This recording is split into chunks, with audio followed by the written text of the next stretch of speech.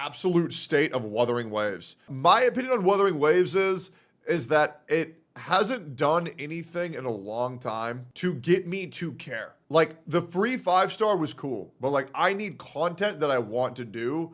The story for Jin Shi was fucking awesome, right? But like, man, that 7-week gap was just so long, right? Like, they need to release something fucking dope to let me sink my teeth into. And I think we're gonna get that for Black Shores. I do. And I'm excited to going back to Wuthering Waves. I am.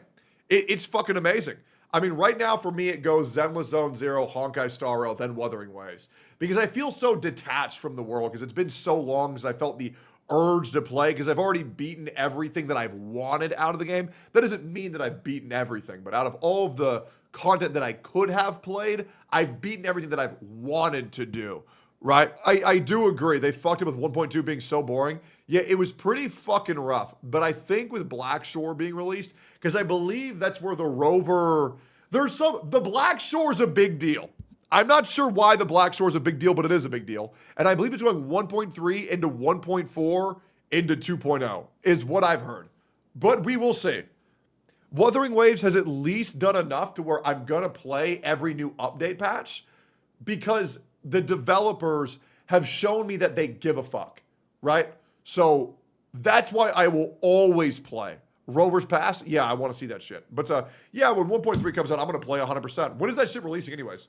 Today we're doing one of those videos, the current state of Wuthering Waves. Watching and listening to the video till the end will make you a better person like me. Okay, so today let's talk about the state of the game. I'm not gonna talk about and do a review to every single thing because I already talked a lot about the game, but let's talk about the current game, the future of it, and of course, what are we expecting? Okay. I'm gonna start it with the revenue report. The game went a little down with the Jaja, which I would really say that it's a problem in decision making. Dude, if they think the revenue report was bad for Jaja, this month is going to be catastrophically worse. Unless 1.3 releases in September. Like, it's gonna go down even further. But then once the fucking Black Swan and Kamuya drops, like, it's gonna own. It's in September. Maybe there's hope, but it's gonna be pretty tough. It's releasing the 29th, 28th of September. Does that give it 3 days? It gives it 2 days. I don't know if it'll get that big of a resurgence, but we'll see. Also, when is Kamuya coming out? Is Kamuya 1.3 or is that 1.4? 2 days? Yeah, 2 days would be pretty rough, but it's still time. 1.4? Let's hope to God 1.3 is a 6-week patch.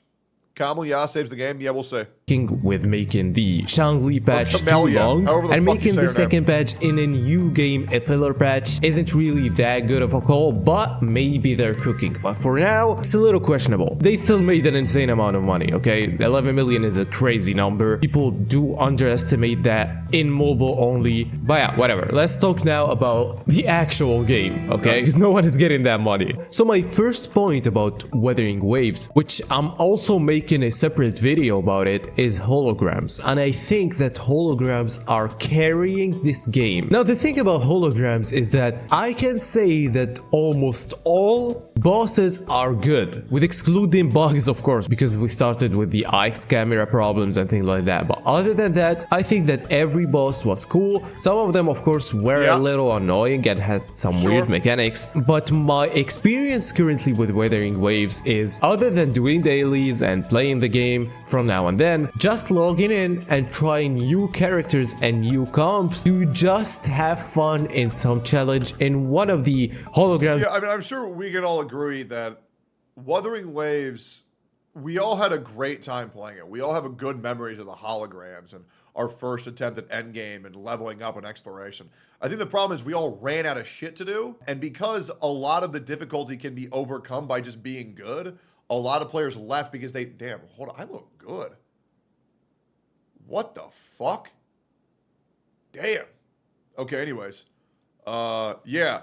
We like kind of beat everything, and we don't really need to grind for that much shit because a lot of the game can be overcome by just playing well, which a lot of other games don't have that in it. Like, I'll be real, man. There's not really much that you can just like, okay, let's say you go on a Honkai Star Rail, okay, and all of your characters are level 60, okay, and your artifacts are at like +6. you're not really going to overcome and outskill Memory of Chaos, because a lot of Honkai Star Rail is just like, do you get the gear? Did you bring the right unit? Did you not play like a complete idiot? Okay, you probably cleared it in time. You know what I'm saying? But for Wuthering Waves, a lot of this shit could be overcome at low level. Like, you could kill a level 120 mob at level 1. You know what I'm saying? So yeah, I think that's the biggest thing with Kuro Games, is maybe they made it a little bit too skill forward. Holograms aren't that type of endgame though. Yeah, I know. I mean, holograms are just, you beat it once and then you're done. That I already did, by the way, is something super fun. I really like the holograms. They are carrying, and it is going to be getting better and better. We are finally having the Inferno Rider, and I can confirm. Yeah, I think a new game mode for Wuthering Waves would be insane. It's so good. It's super fun. A lot of people will like it. A lot of people will tilt. I can't wait to see people try it. It's fun. But yeah, I think this mode is something we're missing in most gachas. Maybe I can say all the popular ones, and I think this is the main thing that a lot of people play Wuthering Waves for. Some good challenge that you don't find in most gacha games, and their approach with it is, okay, you can build your characters, right? You can make them the same level, and you know, level 90, and you can kill the boss easily. Well, every single new boss now goes to level 100, which makes you not able to do that. Unless, of course, you're a whale, but I'm talking about people who want to enjoy the game, of course. Now let me talk about the depth of Illusive Realm. I only played the first stage now. God, they're cooking. Like, as I said from the start of the game, this has the potential to be the best mode in the game. And the current state of this mode is cool. Like, this is cool. I really prefer holograms. I really enjoy holograms. For casuals or tryhards or anybody to enjoy this mode, you can mix and match, and it changes every single patch. Now, of course, we can't dismiss the fact that we just got another free 5-star, the first free limited 5-star that we get, and he is correct. Another character that is very powerful, and with Shorekeeper in the future, I think the meta will go crazy. And this is the thing about Wuthering Waves. I think that the community really likes the game, and you have those people who, like me, go and make a video and Wuthering Waves community is going to be very tight-knit, very hardcore, just like PGR, but I think they really want to break that, and I think their only opportunity to break that and to break out of that again is 2.0. later about something and you find it addressed in they need to make people feel like Wuthering Waves is a big deal again. Next patch. But I do feel like this game is in the circle and it's in the talks of the big gacha game, so I do think they will have an easier time gaining a new audience and bringing old players back, because they haven't really flopped on delivering any type of content yet. The biggest issue for Wuthering Waves was just like server stability and like launch issues. Other than that, for the content that's in the game, they've delivered every single time. And I do think that the company has built a lot of very good relations with their customers, because they haven't really given them any reason to doubt them when it comes to putting out new content.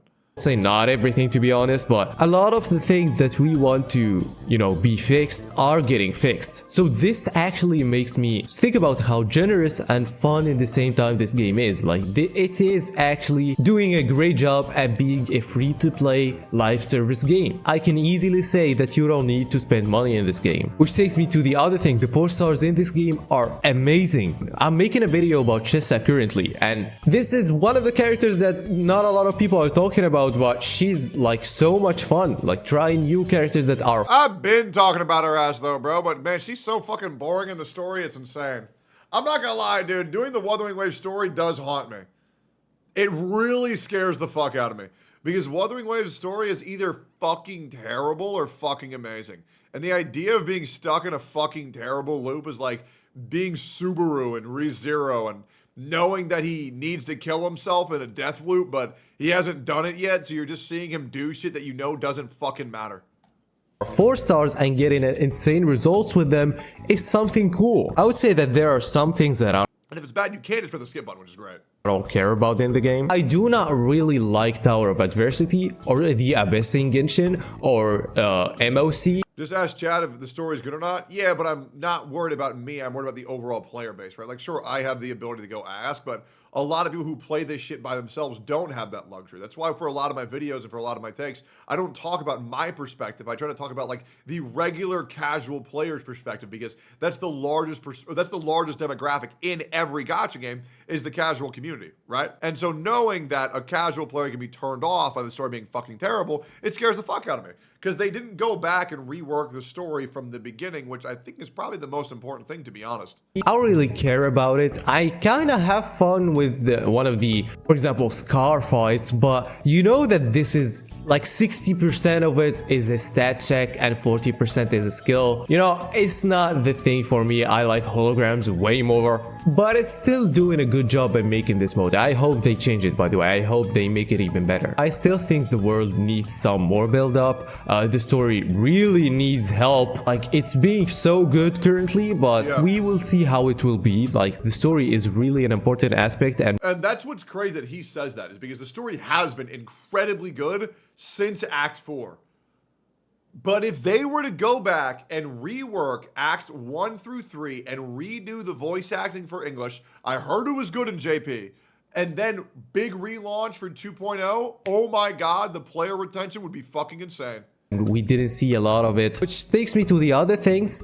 Events. I'm really The story's still mid after overall. I actually disagree heavily. Really happy that they are trying to implement co-op and make it work in this game. They are trying to see how they can make co-op work, and I think co-op is a very good thing. Like, if they make a good permanent mode, this game will have even a better future. And trust me, if they make something good and they actually innovate in co-op in these games, it will be a lot of fun. I really like to say how good this game is and to complain about it too. But of course, you know me, I will never dismiss that this is a gacha game. Like, this will always be a little down for me. And so if you want to try the game, it's so enjoyable to me. It has its problems, and to be fair, why should you even consider playing the game every single day, especially if it's very free to play friendly? So yeah, you can actually have so much fun. Maybe what you think about Wuthering Waves in the comments, and yeah, that was the video. Bye bye. Yeah, I mean, I think we all agree that Wuthering Waves is incredibly fucking good, but it just has a lot of work it needs to get done. It does. But I think rather than progressing forward, they need to work on the foundation of their game, because if I was a new player and I experienced chapters 1 through 3, I would just fucking quit. I would quit in the first 10 minutes of the fucking game, because that's what the casual player thinks, right? But that's just my opinion. They need to fix that shit immediately.